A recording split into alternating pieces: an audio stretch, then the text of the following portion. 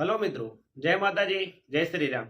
મિત્રો, આજે આપણે વાતચીત કરવાના છીએ ગુજરાતના બે મુખ્ય ચહેરાઓની, જે ગુજરાત ક્ષત્રિય ઠાકોર સેનાના અધ્યક્ષ છે અલ્પેશભાઈ ઠાકોર અને જે બનાસકાંઠાના કોંગ્રેસના સાંસદ છે ગેનીબેન ઠાકોર. એમના વિશે મિત્રો આજે આપણે ડિટેલમાં એક વાતચીત કરવાના છીએ. અ, એના પહેલા મિત્રો, જો તમે મારી યુટ્યુબ ચેનલની અંદર બિલકુલ નવા આવ્યા છો તો મારી યુટ્યુબ ચેનલને સબસ્ક્રાઇબ કરી લેજો અને વિડીયોને લાઇક શેર અને કોમેન્ટ કરી લેજો. તેનાથી હું તમારા માટે આવા અદ્ભુત પ્રકારના વિડીયો મિત્રો બનાવતો રહું. તો મિત્રો, શું ગેનીબેન ઠાકોરનો તોડ અલ્પેશ ઠાકોરને ભારતીય જનતા પાર્ટી ક્યારે મેદાનમાં ઉતારશે અને ક્યારે પોતે એમનો જે હુકમનો એક્કો છે, જે ગેનીબેન ઠાકોરનો તોડ માનવામાં કદાચ આવતો હોય અને ભારતીય જનતા પાર્ટી ગેનીબેન જે ડેમેજ કંટ્રોલ કરી રહ્યા છે, એ જે ડેમેજ કરે છે એનું જો ડેમેજ કંટ્રોલ કરવા માટે અલ્પેશ ઠાકોરને ક્યારે મેદાનમાં ઉતારશે, એ વિશે મિત્રો અત્યારે જે તમને અને મને બધાને ખબર છે કે અલ્પેશ ઠાકોરે ગુજરાત ક્ષત્રિય ઠાકોર સેનાના અધ્યક્ષ છે અને ભૂતકાળની અંદર અલ્પેશભાઈ ઠાકોરે એક મોટું આંદોલન પણ કરી ચૂક્યા છે અને તેઓ આંદોલનકારી ચહેરો પણ રહી ચૂક્યા છે. 2017ની અંદર તેઓ કોંગ્રેસની અંદર રહી અને કોંગ્રેસને સારી એવી 80+ સીટો પણ અપાવી હતી અને તેમને જે ટિકિટો અપાવી હતી દરેક ધારાસભ્યોની જગ્યા પર જીત પણ થઈ હતી મિત્રો. તો મિત્રો, જે અલ્પેશભાઈ ઠાકોર છે, જે અત્યારે ભારતીય જનતા પાર્ટીની અંદર છે અને જે બનાસકાંઠામાં જે ઉત્તર ગુજરાતની અંદર જે અત્યારે સૌથી વધારે વોટ કોંગ્રેસને મળી રહ્યા છે અને અત્યારે ત્યાં કોંગ્રેસનું સારું એવું વર્ચસ્વ છે અને ત્યાં ગેનીબેન ઠાકોર, જે ઠાકોર સમાજનો એક બહુ મોટો ચહેરો છે અને એ સારું એવું પરિણામ પણ ત્યાં લાવી રહ્યા છે કોંગ્રેસ પક્ષમાંથી. તો મિત્રો, હવે જુઓ એ વસ્તુ એ પર વાત રહી કે જે ઉત્તર ગુજરાતની અંદર જે ભારતીય જનતા પાર્ટીને નુકસાન થઈ રહ્યું છે અને જે ગેનીબેન નુકસાન પહોંચાડી રહ્યા છે, એ નુકસાનનું ડેમેજ કંટ્રોલ કરવા માટે શું અલ્પેશ ઠાકોરનો ઉપયોગ ભારતીય જનતા પાર્ટી એના તિરુપના એકા તરીકે કરી શકે છે? અને જે મિત્રો અત્યારે સોશિયલ મીડિયાની અંદર પોસ્ટો વાયરલ થઈ રહી છે કે ભાઈ ક્ષત્રિય સમાજનો અત્યારે મુખ્યમંત્રી હોવો જોઈએ, અમારા અલ્પેશભાઈ ઠાકોર અલગથી પાર્ટી બનાવે અને ઇલેક્શન લડે અને 2027ની અંદર ક્ષત્રિય સમાજનો અલગથી પોતાનો મુખ્યમંત્રી હોય, એવી એક સોશિયલ મીડિયામાં અત્યારે પોસ્ટ વાયરલ થઈ રહી છે. એના વિશે એમણે સંપૂર્ણ રીતે નકારી દીધી છે કે આ પોસ્ટ અમે કોઈ વાયરલ કરી નથી અને આ એક અફવા છે, એમાં કોઈ ધ્યાન આપવું નહીં, એવું એમના તરફથી ઠાકોર સેનાના ઉપાધ્યક્ષ દ્વારા કહેવામાં પણ આવ્યું છે. પરંતુ મિત્રો, જે આપણને ખબર છે કે જો આ પોસ્ટર કોઈ પણ વાયરલ કરી રહ્યું હોય તો એના પાછળનું શું કારણ છે અને કેમ એ પોસ્ટર અત્યારે વાયરલ થઈ રહી છે અને કેમ એ અવારનવાર સોશિયલ મીડિયાની અંદર મૂકવામાં આવી રહી છે. મિત્રો, તમને મને બધાને ખબર છે કે ભલે એ પોસ્ટ કોઈ અજાણ્યા કોઈ પણ માણસ દ્વારા મૂકવામાં આવે, પણ જો સોશિયલ મીડિયાની અંદર એ પોસ્ટર મૂકવામાં આવે અને સોશિયલ મીડિયાની અંદર સમાચાર ચાલે તો ખબર પડે કે કેવો અત્યારે માહોલ છે અને શું પરિસ્થિતિ છે. તો મિત્રો, શું 2027ની અંદર અલ્પેશભાઈ ઠાકોર એ પોતાની એક અલગ પાર્ટી બનાવશે અને અલગ પાર્ટી દ્વારા ચૂંટણી લડશે કે ભારતીય જનતા પાર્ટીની અંદર તેઓ રહીને ચૂંટણી લડશે? એ પણ અત્યારે એક પ્રશ્નાર્થ ચિહ્ન ઊભું થઈ રહ્યું છે. કારણ કે એમના દ્વારા તો સંપૂર્ણપણે નકારી લેવામાં આવ્યું છે કે અમે કોઈ અલગ પાર્ટી બનાવવાના મૂડમાં નથી અને અમારે કોઈ અલગ પાર્ટી બનાવવાની જરૂર નથી. અમે જ્યાં છીએ ત્યાં બરાબર છીએ અને અમે ત્યાંથી જ કામ કરીશું.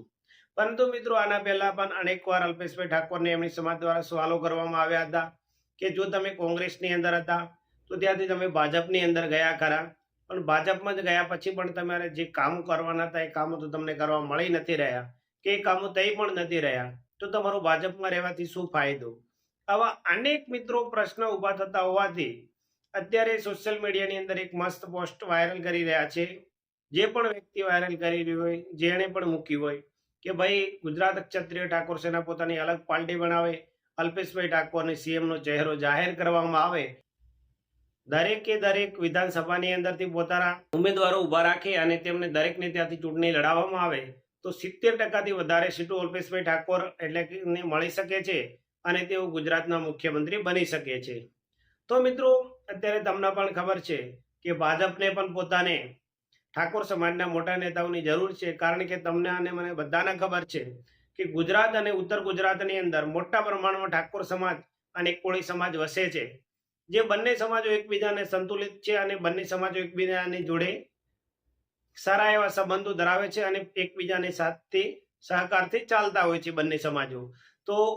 તો મિત્રો, જે ઉત્તર ગુજરાતની અંદર જેમ ઠાકોર સમાજ સૌથી વધારે છે, એમાં સૌરાષ્ટ્ર ને કાઠિયાવાડની અંદર કોળી પટેલની પણ એટલા પ્રમાણમાં વસ્તી છે. આ બંને વસ્તી સૌથી વધારે ધરાવતો બંને મોટા સમાજો છે.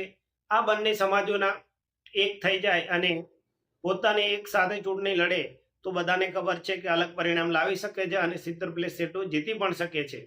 તો મિત્રો, શું ભાજપને અલ્પેશભાઈ ઠાકોરની જરૂર છે કે નથી?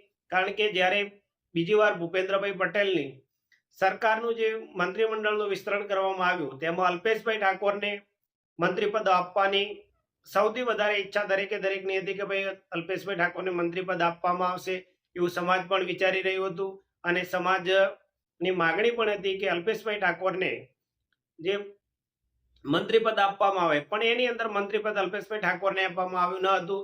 એમની જગ્યાએ એમના અનુયાયી તરીકે સૌરભજી ઠાકોરને મંત્રીપદ આપવામાં આવ્યું હતું. તો મિત્રો, આ દરેક વસ્તુને જોતા શું અલ્પેશભાઈ ઠાકોરને ભાજપની જરૂર છે કેટલી, કે ભાજપને કેટલી અલ્પેશભાઈ ઠાકોરની જરૂર છે, એ વાત વિચારવી રહી. અને મિત્રો, આમ તો ભાજપને પણ અલ્પેશભાઈ ઠાકોરની જરૂર છે, કારણ કે ઉત્તર ગુજરાતની અંદર સારા એવા નેતાઓ ઠાકોર સમાજના કોંગ્રેસની અંદર છે અને તેઓ એમનું પરિણામ લાવી પણ રહ્યા છે.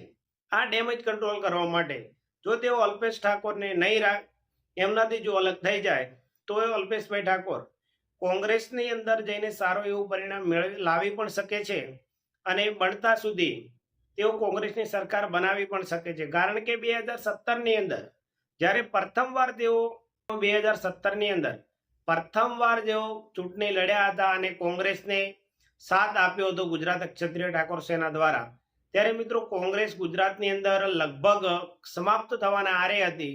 પણ જ્યારે એમને સાથ આપી અને એમને પોતાના કહેવા પ્રમાણે કોંગ્રેસી ટિકિટોનું વિતરણ કર્યું હતું, તો મિત્રો 80 થી 82 સીટો પર કોંગ્રેસનો વિજય થયો હતો અને ભારતીય જનતા પાર્ટીને 99 સીટ પર રોકી દેવામાં આવી હતી.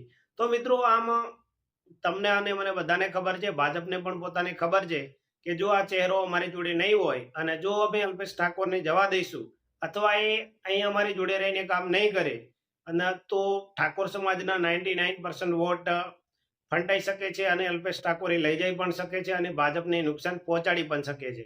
તો મિત્રો, જો ભાજપને એક વસ્તુનો એ પણ ડર છે અને બીજી અમને એવું છે કે જો ભાજપને એ છે કે જો ઉત્તર ગુજરાતની અંદર અલ્પેશ ઠાકોર પોતાની પાર્ટી અલગથી ઉતારે તો જે કોંગ્રેસને વોટ મળી રહ્યા છે એ વોટ બે ભાગમાં ફંટાઈ જાય. એક વોટ તો જે ગેનીબેન ઠાકોર કોંગ્રેસની અંદર છે એમની બાજુ જતા રહે અને બીજા વોટ જે અલ્પેશભાઈ ઠાકોર બનાવે પાર્ટી તો એમની તરફ જતા રહે.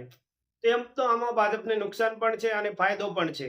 પરંતુ જો મિત્રો ગેનીબેન ઠાકોર અને અલ્પેશભાઈ ઠાકોર બંને એક થઈ જાય અને ગુજરાત ક્ષત્રિય ઠાકોર સેનાની પાર્ટી અલગથી બનાવીને દરેક સીટ પરથી પોતાના ઉમેદવારો ઉતારે તો મિત્રો બધાને જે પોસ્ટ વાયરલ થઈ રહી છે સત્ય હકીકત પણ સાબિત થઈ શકે છે અને પોતાની એક અલગથી સરકાર અલ્પેશભાઈ ઠાકોર બનાવી શકે છે અને એમાં તેઓ સીએમ બની પણ શકે છે.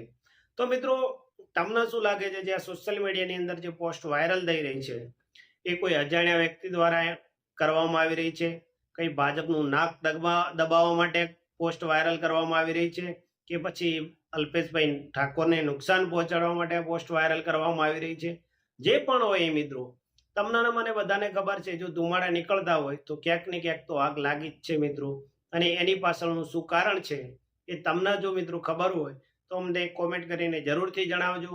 અને અલ્પેશ ઠાકોર એટલા માટે કોંગ્રેસની અંદર મિત્રો નથી જઈ રહ્યા કે સમાજના બધા જ નેતા જો એક જ પાર્ટીની અંદર હોય તો સમાજનું સંતુલન કે બેલેન્સ ના જળવાય, એટલા માટે તેઓ ભાજપની અંદર છે. અને જે 2017માં એમની સાથે હતા ગેનીબેન ઠાકોર હોય, પછી ભરતસિંહ સોલંકી હોય, એ બધા કોંગ્રેસની અંદર છે અને તેઓ તો પોતાનું સારું એવું પરિણામ મેળવી પણ રહ્યા છે. એટલે સમાજનું બેલેન્સ પણ જળવાઈ રહે અને બંને જગ્યાએ સમાજનું સારું એવું પ્રભુત્વ રહે. એટલા માટે એમને અલ્પેશભાઈ ઠાકોરને પણ ખબર છે કે પોતાને ભાજપની જરૂર છે અને ભાજપને પણ ખબર છે કે પોતાને અલ્પેશભાઈ ઠાકોરની જરૂર છે. અને ઉત્તર ગુજરાતમાં જો કોઈ પણ જાતનું આંદોલન થાય અને સામાજિક આંદોલન ફાટી નીકળે અને જો સામાજિક નેતાની જરૂર પડે તો એમના માટે ભાજપને અલ્પેશભાઈ ઠાકોરની સૌથી વધારેમાં વધારે જરૂર છે. કારણ કે જો પહેલી જેમ અલગથી આંદોલન થાય અને ભાજપના વોટો ફંટાઈ જાય તો ભાજપને મોટા પ્રમાણમાં નુકસાન થઈ શકે એમ છે. એટલા માટે ભાજપ અલ્પેશભાઈ ઠાકોરને પોતાનાથી અલગ લગભગ તો નહીં જ જવા દે. અને જો એ અલ્પેશભાઈ ઠાકોરને મંત્રી નથી બનાવતા અને અલ્પેશભાઈ પોતાની અલગ વિચારધારાથી પોતાની અલગ જ જો પાર્ટીનું ગઠન કરી અને પોતાના અલગ ઉમેદવારો ઉતારે તો સારો પ્રમાણમાં નુકસાન ભારતીય જનતા પાર્ટીને પહોંચાડી પણ શકે છે. અને એવું પણ બને કે ભારતીય જનતા પાર્ટીને નુકસાન પહોંચાડવાની જગ્યાએ તેઓ જે કોંગ્રેસના પક્ષમાં જે વોટ જાય છે એ વોટ તૂટી અને એમની પાર્ટીને મળે અને ભાજપને ફાયદો પણ થઈ શકે છે. એટલે બંને વસ્તુ શક્ય છે મિત્રો. પણ એમાં ભાજપને કેટલી અલ્પેશભાઈ ઠાકોરની જરૂર છે અને અલ્પેશભાઈ ઠાકોરને કેટલી ભાજપની જરૂર છે એના પરથી નક્કી થશે કે 2027ની અંદર અલગથી પાર્ટી બનીને ચૂંટણી લડે છે કે બંને સાથે રહીને લડે છે. ત્યાં સુધી મિત્રો તમારા જોડેથી રજા લઈએ છીએ. જય માતાજી, જય શ્રી રામ. મિત્રો તમને જે પણ લાગતું હોય એ અમને કોમેન્ટ કરીને જરૂરથી જણાવજો.